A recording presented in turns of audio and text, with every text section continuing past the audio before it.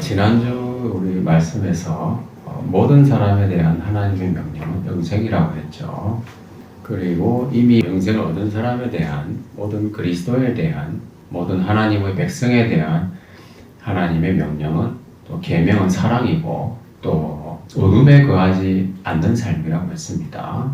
예수님께서 빛으로 세상에 오셨기 때문에 예수님을 믿는 사람은 어둠에 거해서는 안 되는 것이죠. 그래서 어둠이라고 하는 것은 죄로 얼룩진 세상, 그리고 무지한 것. 그래서 우리는 죄 가운데 머물러 있어서도 안 되고 또 무지한 상태에 있을 필요도 없는 것이고 또 영적으로 깨어 있어야 되고 또 세상에서 길을 잃고 방황하는 삶을 살아서도 안 된다는 겁니다.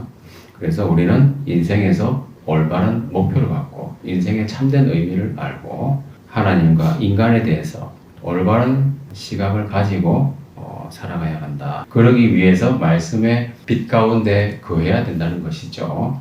그렇다면 이 어둠에 거하지 않는다고 하는 것이 또 다른 측면에서는 어떤 의미인가를 살펴보면은 에베소서 말씀에 보면은 너희는 열매 없는 어둠의 일에 참여하지 말고 도리어 책망하라 그랬어요.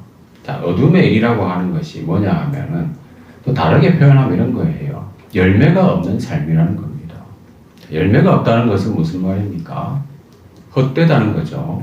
수고를 했는데 아무것도 얻을 게 없는 거예요. 허무한 삶입니다. 남는 것이 없는 것.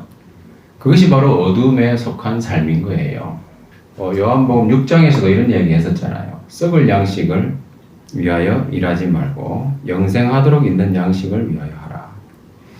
그러니까 어둠에 속한 삶, 그것은 열매 없는 삶이고 결국은 헛된 삶인데 썩을 양식을 위해서 일하는 삶이다 하는 겁니다.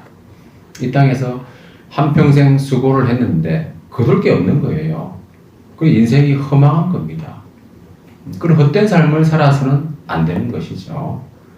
그런 헛된 삶으로부터 우리를 구원하시는 거예요. 하나님께서 우리를 구원하셔가지고 영원한 삶으로 인도하신다는 것은 물론 죄로부터 구원해서 천국 가는 것이죠. 그것은 이미 보장되어 있다면 우리 이 땅에 살아가는 삶이 정말 열매 맺는 풍성한 삶을 살 수 있도록 주님께서 빛으로 세상에 오신 거예요. 그래서 낮에 일을 해야 된다고 그랬잖아요. 그래서 영생하도록 있는 양식이라고 하는 것이 바로 낮의 일이라는 겁니다. 자, 그래서 오늘 본문의 말씀을 보면은 이것이 바로 예수님이 우리를 택하신 이유라고 말씀하고 있습니다. 너희가 나를 택한 것이 아니라 그렇게 말씀하셨어요. 내가 너희를 택하여 세운다니. 자, 우리가 선택한 것이 아니라는 점에 주목할 필요가 있습니다. 이것이 상당히 중요한 여러분 영적인 원리입니다.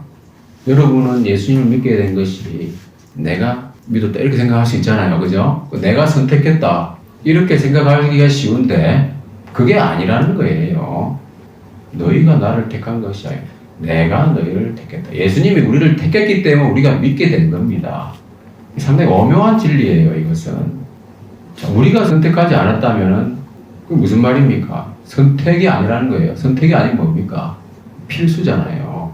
그러니까 열매 맺는 삶이라고 하는 것은 반드시 살아야 되는 그런 삶인 거예요. 내 마음대로 사는 것이 아니라 하나님의 뜻대로 우리가 일생을 살아야 된다는 겁니다. 내 마음대로 하고 싶은 게 얼마나 많습니까? 그러나 시간은 제한되어 있잖아요. 그러니까 내 마음대로 살지 말고 하나님이 부르신 그 목적에 맞게 주님의 의도하신 대로 하나님 뜻대로 살아야 된다. 이것을 기억하는 것이 상당히 중요한 겁니다. 내가 선택한 것이 아니라는 거죠. 하나님께서 우리를 선택하셨고 예수님이 우리를 택하여 세웠다 하는 겁니다. 그래서 에베소서 말씀에서 보면은 그 기쁘신 뜻대로 우리를 예정하사 예수 그리스도로 말미암아 자기의 아들들이 되게 하셨다 그랬습니다. 하나님의 자녀로 우리가 태어났다는 거예요. 하나님께서 기쁘신 뜻대로 우리를 예정하사 결국은 창세 전부터 하나님께서 우리를 택하신 겁니다. 그리고 예수 그리스도로 말미암아 우리를 낳으신 거예요. 그래서 출생이잖아요. 지난주에도 이 말씀을 드렸지만 영적인 출생이에요. 그것은 선택이 아니라는 겁니다. 주어지는 겁니다. 하나님께서 우리를 그렇게 택하신 이유는 뭡니까?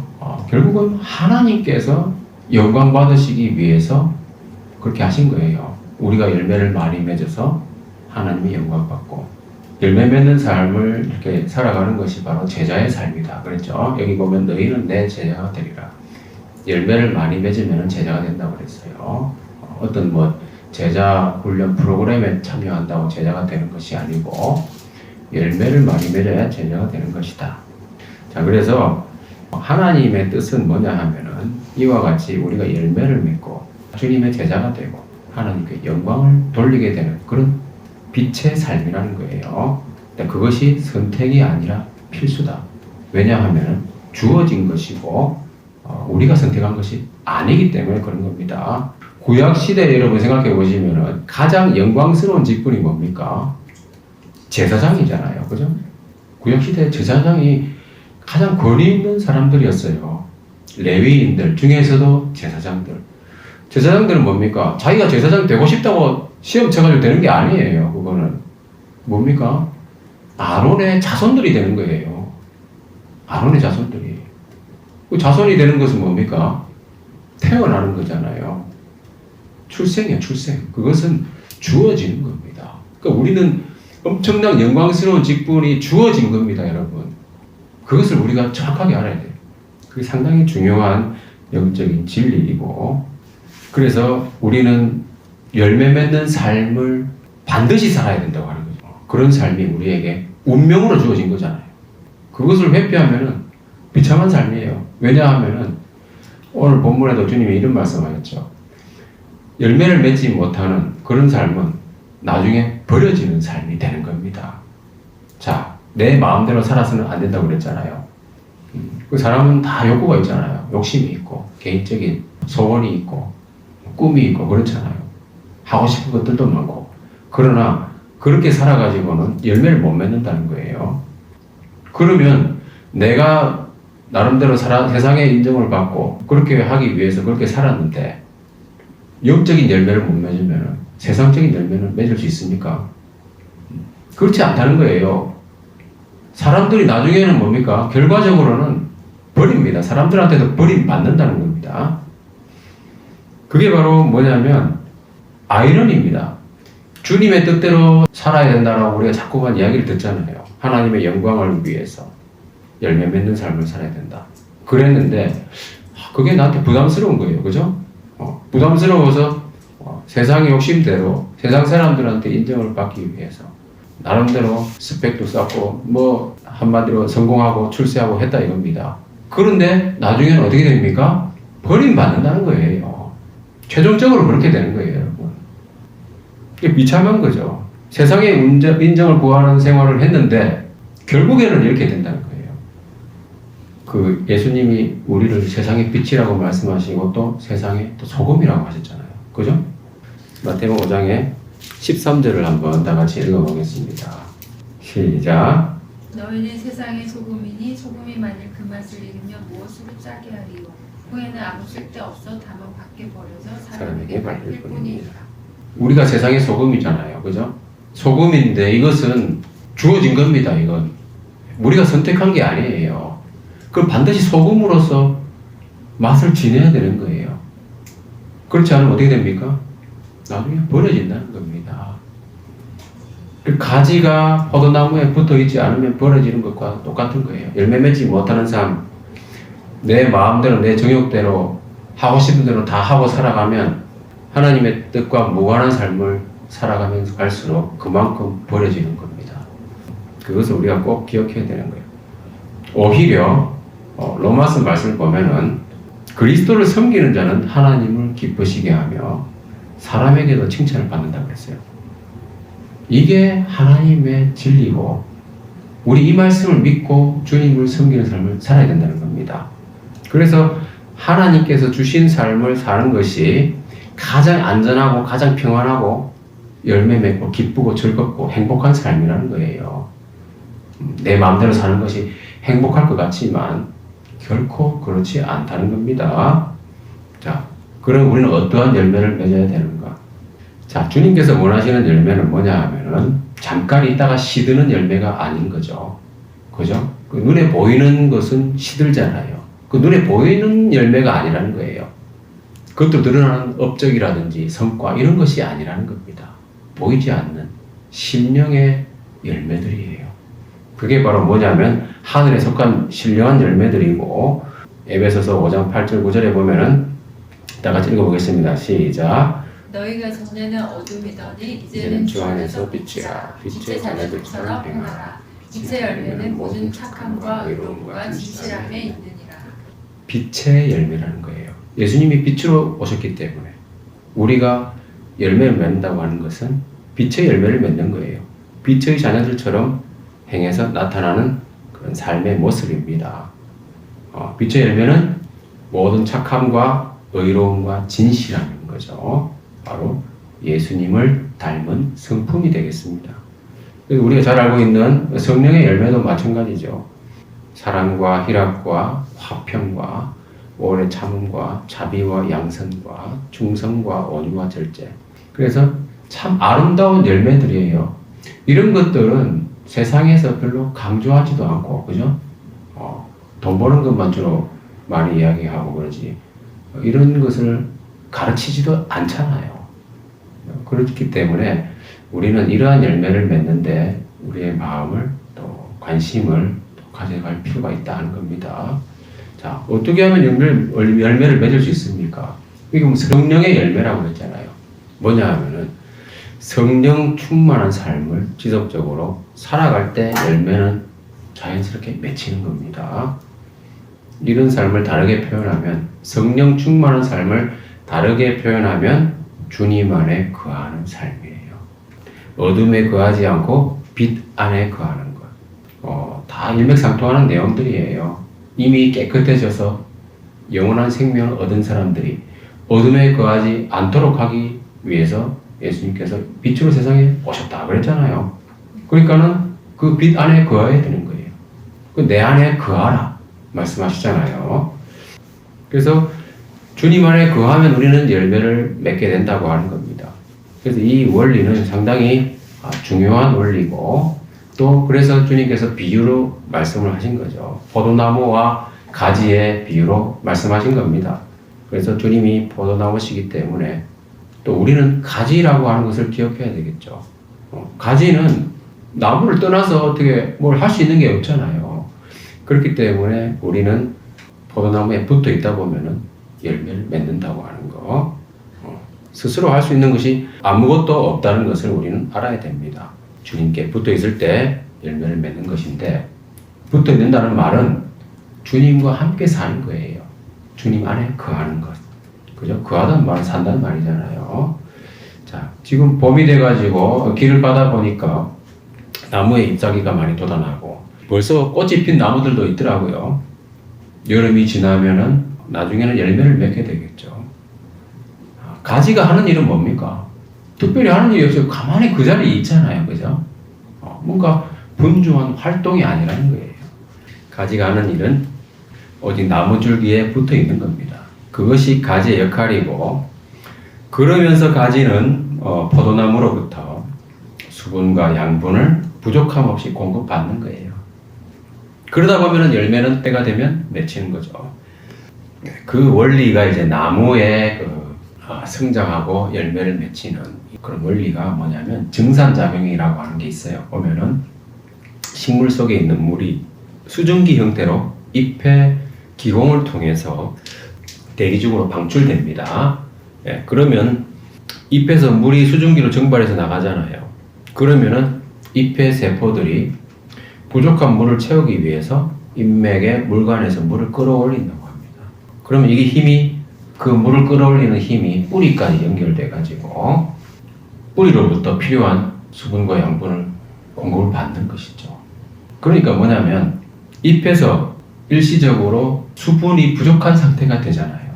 그러면은 강력하게 그것을 끌어올리는 힘이 생기는 거예요. 뿌리로부터, 저 밑에 있는 뿌리로부터. 그래서 수분이 부족한 상태잖아요. 갈증 상태라는 겁니다. 여러분, 우리가 살다 보면은 여러 가지로 갈급한 게 있을 수 있잖아요. 특히 영적으로 갈급한 심령이 될 때가 있어요. 그럴 때 어떻게 합니까? 우리는 목마른 사슴이 물을 찾아 헤매는 것처럼 주님을 간절히 찾게 되잖아요. 갈증 상태에 놓이는 거, 갈급한 심령이 되는 거예요. 그러면 우리가 포도나무에 잘 붙어 있으면, 가지가 나무에 잘 붙어 있으면 어떻게 됩니까? 그걸 끌어당긴다는 거예요. 그 갈급한 심령을 하나님께서 만족하게 해주신다는 겁니다. 다 같이 읽어보겠습니다. 시작. 그가 사모하는 영혼에게 만족을 주시며 줄인 영혼에게 좋은 것으로 채워주심이로다. 갈증 가운데 있을 때에 하나님께 간절히 기도하게 되잖아요. 그럼 하나님께서 필요한 좋은 것으로 채워주시는 거예요. 그러면서 우리는 하나님을 경험하고 자라나게 되는 거예요. 가지도 점점 자라나고, 그래서 필요한 양분과 수분을 다 흡수해가지고 열매를 맺게 된다는 겁니다. 그게 바로 말하자면 조금 전에 봤던 증산작용의 원리하고 같은 거예요. 그래서 본문의 7절 말씀 보면은 기도 응답에 대한 약속이 있죠. 그러니까 너희가 내 안에 거하고 내 말이 너희 안에 거하면 무엇이든지 원하는 대로 구하라. 그리하면 이루리라 그랬어요. 그래서 열매 맺는 삶에 있어서 가장 또 기초가 되는 것이 바로 기도라는 것이 바로 그런 원리인 거예요. 증산작용, 그죠? 갈급한 심령. 그래서 기도하게 되고 하나님께서 거기에 응답하시게 된다는 거죠. 그런데 여기서 보면은 원하는 대로 구하라고 했잖아요. 그 원하는 대로 살 수 있게 되는 겁니다. 결국은 가지가 포도나무에 붙어 있는 것이 내가 원하는 대로 살지 못하는 게 아니고요. 주님의 뜻대로 포도나무에 붙어 있다 보면 내가 진정으로 원하는 삶을 살게 된다는 거예요. 근데 이 말씀 잘 보면은 이 기도 응답의 조건이 좀 더 구체화되어 있잖아요. 보면 주님의 말씀이 우리 안에 거해야 된다 하는 겁니다. 그 말씀이 우리 안에 거한다는 것은 말씀 중심의 삶이죠.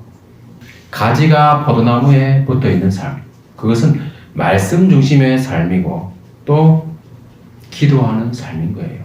그 말씀과 기도입니다. 결국은. 그죠? 여기서도 또 나오잖아요.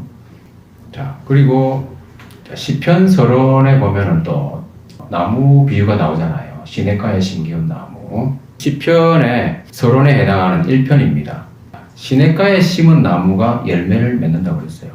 여러분도 알다시피 나무는 수명이 엄청 깁니다. 그죠?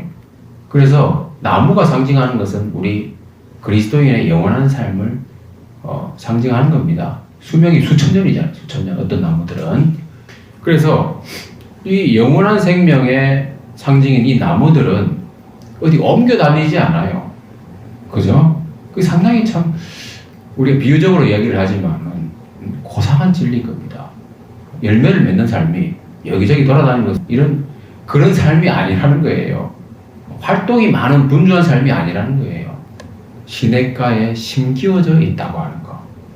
주님의 포도나무에 붙어 있는 가지라는 거. 이러한 개념이 상당히 중요하다. 그런 열매들을 맺는 비결이 뭐냐? 여기도 보면은 뭐라고 합니까? 복 있는 사람은 그런 열매를 맺는데 어떤 사람이냐면 바로 말씀을 묵상하는 삶이다 그랬어요. 그것이 바로 시냇가에 심기운 나무의 모습, 가지가 포도나무에 붙어 있는 모습이라는 거예요. 말씀 묵상 지난주에 좀 했나요? 그거 안 된다니까. 말씀 묵상을 해야 되는. 가지가 포도나무에 항상 붙어 있잖아요. 우리가 말씀을 자주 묵상해야 돼요. 그래서 여러분을 위해서 그런 거예요. 그게 결국 여러분의 원하는 삶을 살 수 있게 해준다니까요. 그게 참 아이러니한 거예요. 주님의 뜻대로 살면 내가 원하는 대로 살게 되는 것이고 내 마음대로 살면 결국 내가 원하는 삶을 살지 못한다는 겁니다. 그게 우리의 신앙생활의 아이러니잖아요. 자, 시냇가에 심은 나무. 여러분, 저는 이제 시냇가에 심은 나무가 얼마나 물을 잘 빨아들이는지를 눈으로 확인한 적이 있거든요.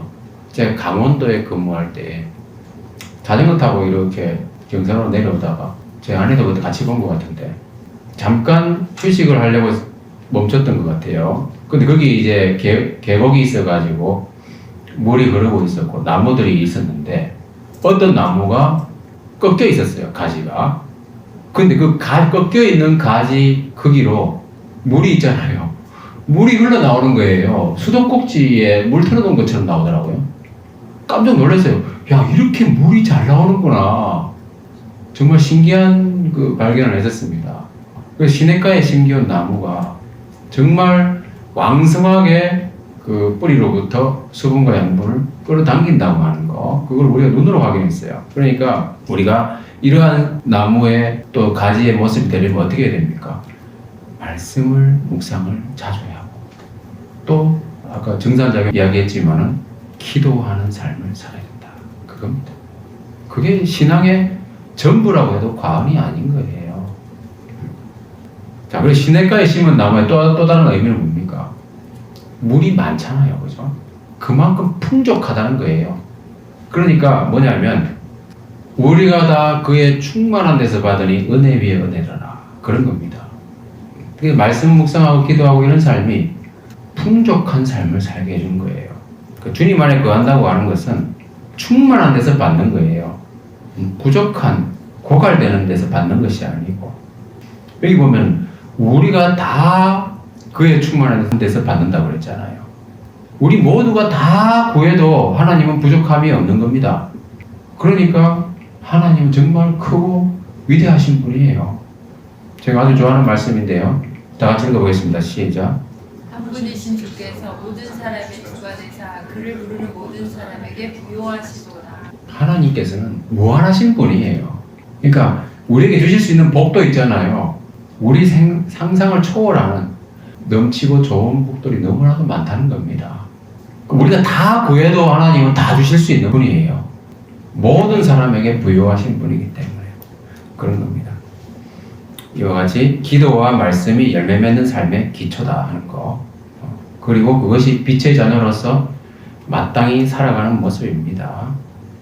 자, 그리고 또 주님 안에 거한다고 하는 것의 또 다른 의미는 뭐냐 하면 주님의 사랑 안에 거하는 겁니다. 주님께서 이 말씀을 상당히 반복해서 자주 말씀하셨어요. 내 안에 거하라. 사랑 안에 거하라. 내 말에 거하라. 다 비슷한 말이긴 한데 사랑에 이번에는 초점을 좀 맞춰보겠습니다. 사랑이라고 하는 것은요, 계명이에요. 계명. 우리 그리스도인이 마땅히 살아야 할 계명입니다. 주님의 계명은 뭐냐면은 서로 사랑하라 그랬잖아요. 그 우리가 이 계명을 지키는 삶을 살아야 되는데 어떻게 살 수 있느냐? 주님의 계명을 서로 사랑하라고 그랬잖아요. 우리 사랑하는 사람 있잖아요. 그죠? 그렇지만 주님이 말씀하신 사랑은 우리가 생각하는 사랑하고 조금 다를 수 있어요. 왜 그러냐 하면은 여기 보면은 뭐라고 했습니까? 내가 너희를 사랑한 것 같이 라고 했잖아요. 그리고 아버지께서 나를 사랑하신 것 같이 나도 너희를 사랑했다.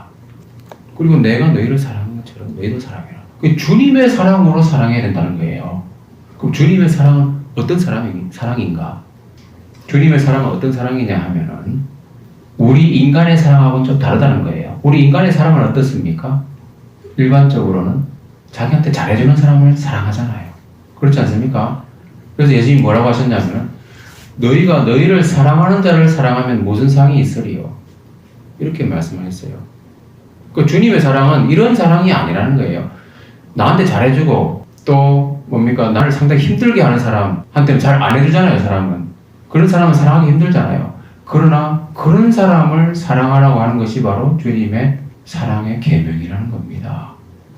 사랑하기 싫은 사람 있잖아요. 꼴보기 싫은 사람, 그런 사람한테 잘해주라는 거예요. 잘해주고 사랑하고 위하여 기도하고 그런 거예요. 주님이 사랑한 것처럼 우리가 사랑해야 되기 때문에 그런 겁니다. 그래서 여기서 보면은 원수를 사랑하라고 그랬잖아요. 너희를 박해하는 자를 위하여 기도하고, 그 인간적인 사랑이 아니라 하나님의 사랑으로 사랑하라는 말씀이에요. 하나님의 사랑은 아가페잖아요. 그죠? 아가페적인 사랑으로 사랑하라. 그 사랑의 특징은 뭡니까? 나를 미워하고 나한테 원수처럼 여기고 나를 항상 힘들게 하는 그런 사람을 사랑한다는 거예요. 그게 쉬운 게 아닙니다, 여러분. 그런데 그렇게 사랑할 수 있겠는가, 우리가? 그러니까 뭐냐면 내가 너희를 사랑한 것 같이 너희도 서로 사랑하라. 주님의 사랑을 우리가 받아야 된다는 거예요. 받아서 잘 누려야 되는 거예요. 그 주님의 사랑이 어떠한 사랑인지를 깨닫고 알고 누릴 때 우리가 사랑할 수 있는 거예요. 그 사랑은 여러분 아시다시피 받은 만큼은 아니지만 사랑을 받아본 사람이 사랑할 줄 알잖아요. 범죄자들의 특징을 보면은 특히 예전에 제가 기억나는 게 뭐냐면 신창원이라는 사람이 있었잖아요. 그 사람이 했던 말이 아직도 저는 생생하게 들리는데 자기가 자기한테 따뜻한 말을 해준 사람이 한 명도 없었다는 거예요. 어릴 때. 그리고 예를 들면 그 사람에게 초등학교 5학년 때인가 학교 등록금을 안 가져왔다고 선생님이 아주 심한 말을 했었어요. 그때 자기도 자기 마음에 악마가 생겼다 이런 이야기를 하더라고요. 그러니까 뭐냐면 사랑을 받지 못한 사람은 그만큼 다른 사람 사랑하기 어렵습니다. 사랑이 뭔지도 모르고 우리가 사랑하라는 계명을 우리가 실천하기 위해서는 주님의 사랑을 우리가 정말 받아 누려야 된다는 겁니다. 주님이 어떤 사랑을 하셨는가? 다 같이 읽어보겠습니다. 시작. 우리가 아직 연약할 때 기약대로 그리스도께서 경건하지 않은 자를 위하여 죽으셨도다.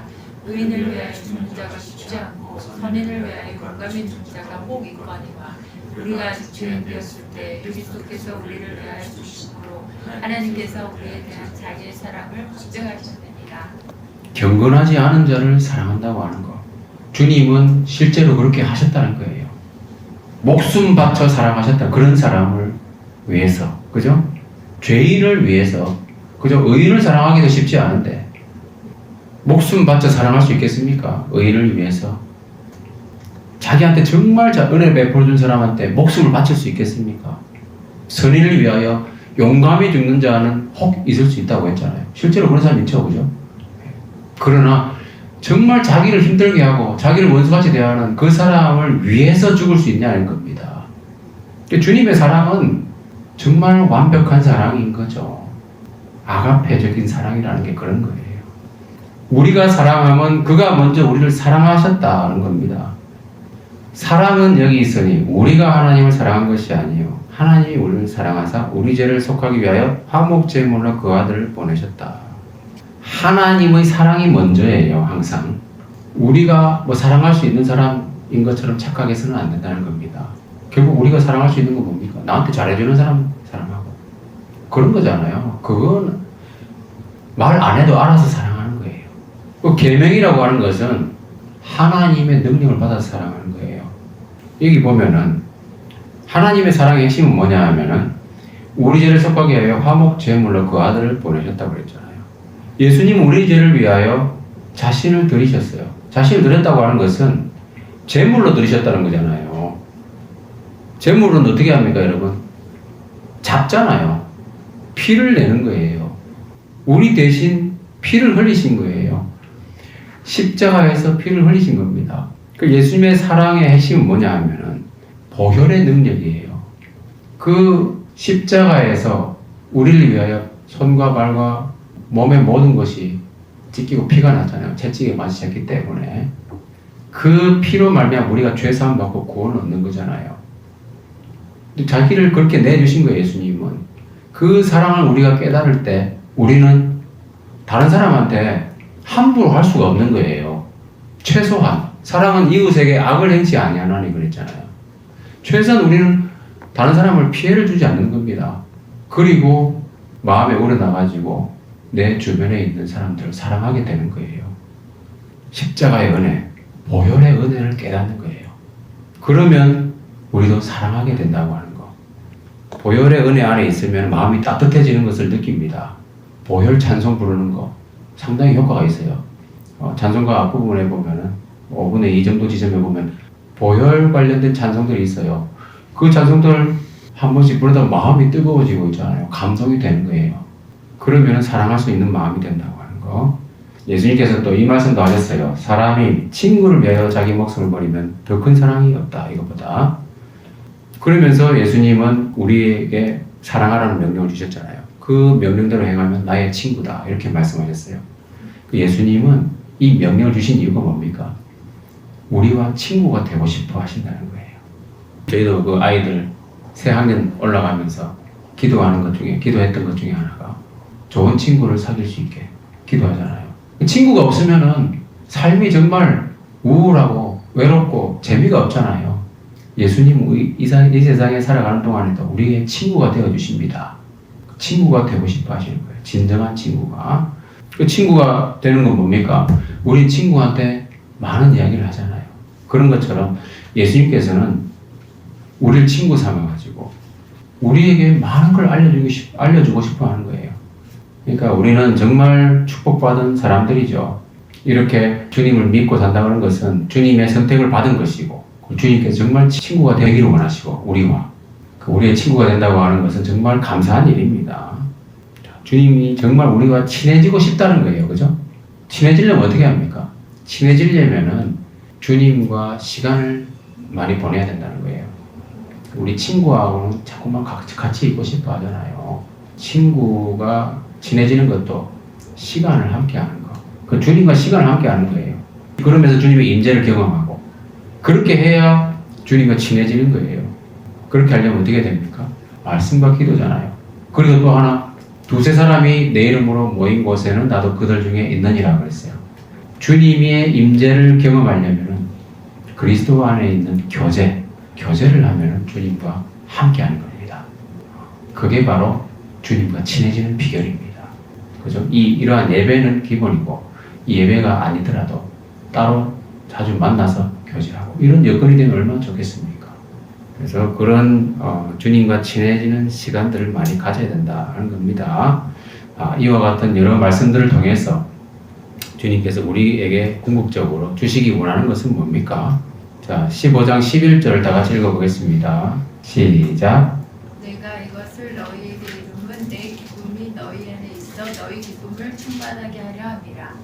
내 기쁨이 너희에게 있어, 너희 안에 있어 너희 기쁨을 충만하게 하려 함이라 그랬어요. 결국 우리에게 기쁨이 충만한 삶을 주고 싶은 거예요. 주님께서는.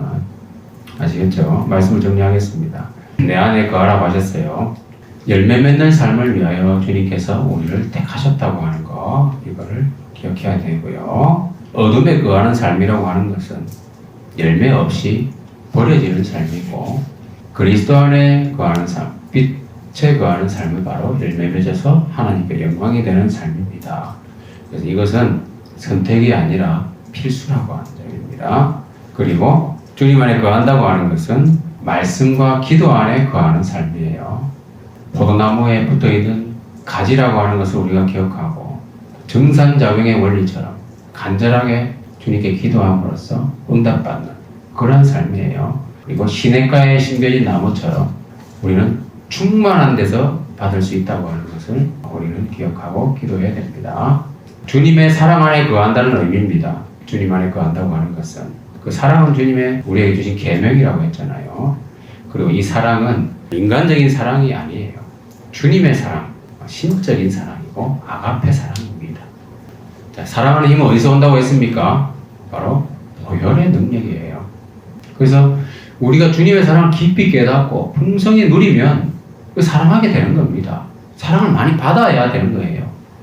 주님의 계명을 지켜서 예수님과 친구가 되는 그 영광을 누리게 되는 것이 또 주님의 뜻입니다. 그럼으로써 우리는 뭡니까?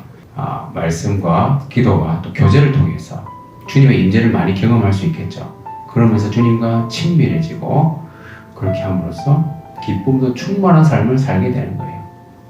이게 바로 또 주님께서 내 안에 거하라고 하신 그 말씀의 궁극적인 목표라고 할 수 있습니다. 이러한 삶을 충만히 살게 되시기를 주님의 이름으로 축원합니다.